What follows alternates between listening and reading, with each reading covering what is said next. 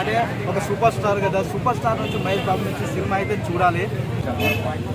As a Mahesh Babu fan నేను cinema అయితే starting నుంచి ఎండింగ్ వరకు చాలా చాలా చాలా బాగుంది. సో నెగిటివ్ టాక్ మాట్లాడుతున్నాను, నెగిటివ్ టాక్ మాట్లాడకండి.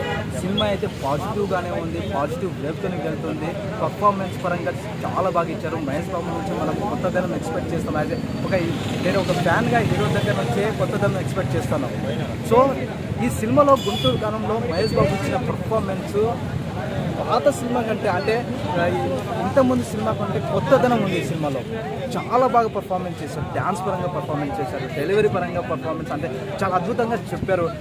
కొత్తదనం కనిపిస్తుంది ఇక్కడ. బీడీ లుక్ కావచ్చు, ఓవరాల్గా మహేష్ బాబు నుంచి చాలా అంటే చాలా నాకు నచ్చిన పార్ట్స్ అంటే నా ఒపీనియన్ పరంగా అయితే కొత్తదనం కనిపించింది ఈ సినిమాలో.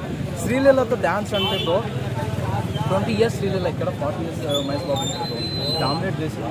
అంటే మహేష్ బాబు డామినేట్ చేశారు బ్రో శ్రీలీలని. అంత బాగా చేశారు మహేష్ బాబు గారు డ్యాన్స్. ఎందుకంటే శ్రీలీల డ్యాన్స్ ఎలా చేస్తుందో మనకు తెలుసు. చాలా సినిమాలో రవితేజ సినిమా కావచ్చు, రామ్ కొత్తినేని హీరో సినిమాలో కూడా చాలా బాగా డ్యాన్స్ చేసింది.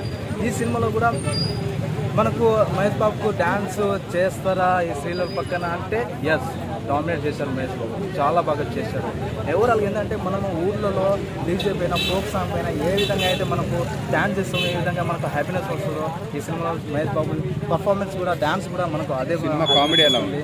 కామెడీ కూడా అదే బ్రో. ఎంటర్టైన్మెంట్ కోరుకునే as a family audience entertainment కోరుకునే వ్యక్తులు ఉంటే ఈ సినిమా తప్పకుండా కానీ బ్రో.